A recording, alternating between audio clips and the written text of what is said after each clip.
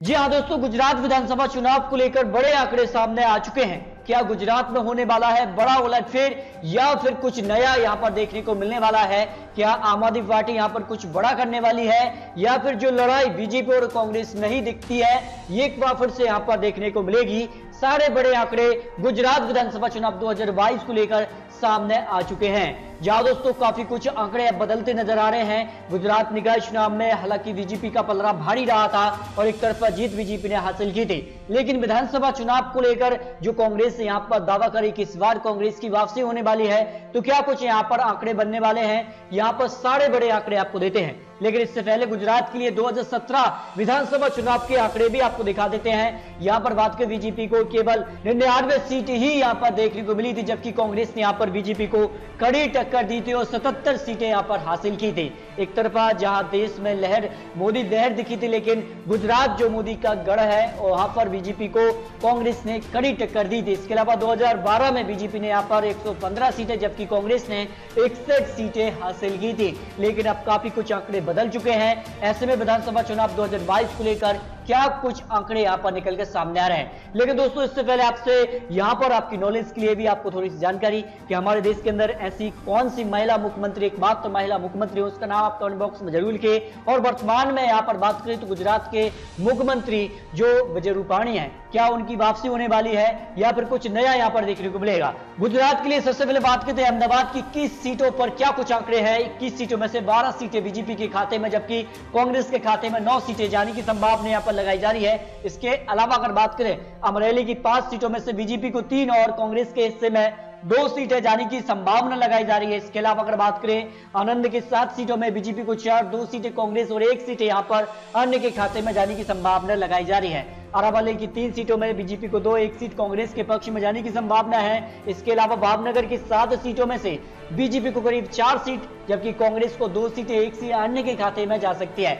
अब तक 43 सीटों में बीजेपी को 25 जबकि कांग्रेस पीछे नहीं है ज्यादा और कांग्रेस को 16 सीटें अन्य के खाते में 2 सीटें अब तक गुजरात के लिए जो ओपिनियन पोल के आंकड़े हैं उसके आंकड़े आपको देना है। गुजरात की अगर बात की तो बनासकांठा की 9 सीटों में से बीजेपी को 3 सीटें कांग्रेस के पक्ष में जाने की संभावना लगाई जा रही है। बाउस की 5 सीटों में से बीजेपी को 2 जबकि कांग्रेस को 3 सीटें जाने की संभावना लगाई जा रही है। जबकि बोटाट की 2 सीटों में से 1 सीट कांग्रेस को, 1 सीट यहां पर बीजेपी के खाते में जा सकती है, जबकि छोटा उदयपुर की 3 सीटों में से बीजेपी को 2, 1 सीट कांग्रेस के पक्ष में जाने की संभावना लगाई जा रही है। इसके अलावा अगर बात करें तो देवभूमि की यहां पर 2 सीटों में से 1 सीट कांग्रेस को, 1 सीट बीजेपी के पक्ष में जाने की संभावना लगाई जा रही है। यहां पर बात करें दाहोद की 6 सीटों में से बीजेपी को 3 सीटें और 3 सीट ही कांग्रेस के पक्ष में जाने की संभावना गुजरात विधानसभा चुनाव 2022 को लेकर अब बड़े आंकड़े सामने आ चुके हैं। जबकि डांग की 1 सीट बीजेपी के पक्ष में जाने की संभावना लगाई जा रही है। इसके अलावा गिर सोमनाथ की 4 सीटों में से बीजेपी को 3 और 1 सीट कांग्रेस के पक्ष में जाने की संभावना लगाई जा रही है। गांधीनगर की 5 सीटों में से बीजेपी को 3 सीटें, कांग्रेस को 2 सीटें जाने की संभावना लगाई जा रही है। अब तक गुजरात की 80 सीटों पर आंकड़े आ चुके हैं। 80 सीटों में से बीजेपी को 47 और कांग्रेस को 31, 2 सीटें अन्य के खाते में जाने की संभावना गुजरात विधानसभा चुनाव को लगाई जा रही है।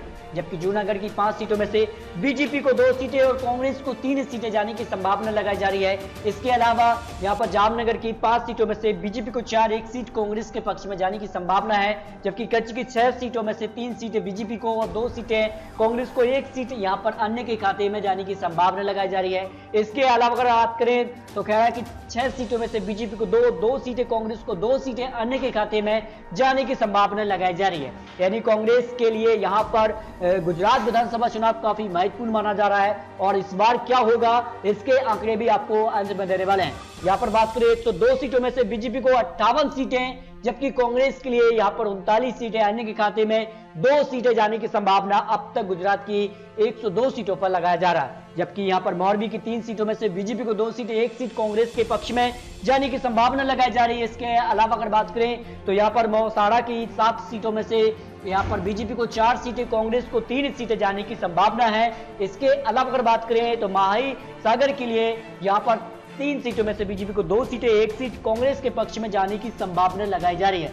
यहां पर बात करें गुजरात के लिए तो यहां पर नवसारी की 4 सीटों में से बीजेपी को 2 सीटें, 1 सीट कांग्रेस को, 1 सीट यहां पर अन्य के खाते में जाने की संभावना लगाई जा रही है। अब तक गुजरात की 119 सीटों के आंकड़ों में बात करें तो यहां पर बीजेपी को 68 सीटें, कांग्रेस को 45, अन्य के खाते में 6 सीटें जाने की संभावना लगाई जा रही है। नर्मदा की 2 सीटें, दोनों सीट बीजेपी के पक्ष में जाने की संभावना है। इसके अलावा पंचमहल की 5 सीटें जो बीजेपी को 4 सीट, 1 सीट कांग्रेस के पक्ष में जाने की संभावना है। और यहां पर राजकोट की 8 सीटों में से बीजेपी को 5 जबकि कांग्रेस को 3 विधानसभा सीटों पर जीत मिलने का अनुमान यहां पर लगाया जा रहा है। जबकि सूरत की 16 सीटें काफी महत्वपूर्ण हो जाती हैं और गुजरात के लिए बीजेपी को 12 सीटें जबकि कांग्रेस को 4 सीटें मिलने का अनुमान सूरत की 16 विधानसभा सीटों पर लगाया जा रहा है। यहां पर बात करें सुरेंद्रनगर की 5 सीटों में से बीजेपी को 3 सीटें, कांग्रेस के पक्ष में 2 सीटें और 1 सीट यहां पर अन्य के खाते में जाने की संभावना लगाई जा रही है।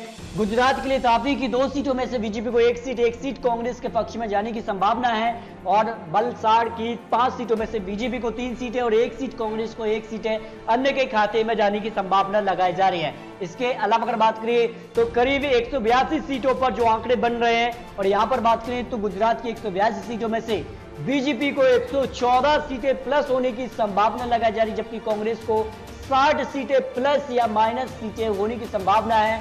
अन्य के खाते में भी 8 विधानसभा सीटों पर जीत मिलने का अनुमान, आज विधानसभा चुनाव होते हैं तब के अनुमान लगाया जा रहा है। लेकिन आने वाले समय में क्या कुछ होगा, क्या जिस प्रकार के निकाय चुनाव में बीजेपी को यहां पर सबसे ज्यादा सीटें मिली थी, क्या विधानसभा चुनाव 2022 में भी बीजेपी यहां पर जीत हासिल करके एक बार फिर से गुजरात में अपनी सरकार बना पाएगी या नहीं, ये तो आने वाला वक्त बताएगा। लेकिन दोस्तों आपको क्या लगता है, गुजरात 2022 में क्या कांग्रेस की होने वाली है वापसी या फिर बरकरार रहेगी बीजेपी सरकार? इस पर अपनी राय कमेंट बॉक्स में रखिए, क्योंकि इसके संकेत यहां पर निकाय चुनाव में देखने को मिले थे और बीजेपी को यहां पर बम्पर जीत मिली नहीं। तो क्या लगता है आपको, अपनी राय कमेंट बॉक्स में रख सकते हैं। और इसी प्रकार लेटेस्ट अपडेट, महत्वपूर्ण जानकारी के लिए अगर आपने चैनल को सब्सक्राइब नहीं किया है तो प्लीज चैनल को भी सब्सक्राइब कर लीजिए विश्लेषण के साथ। तब तक के लिए जय हिंद, जय भारत।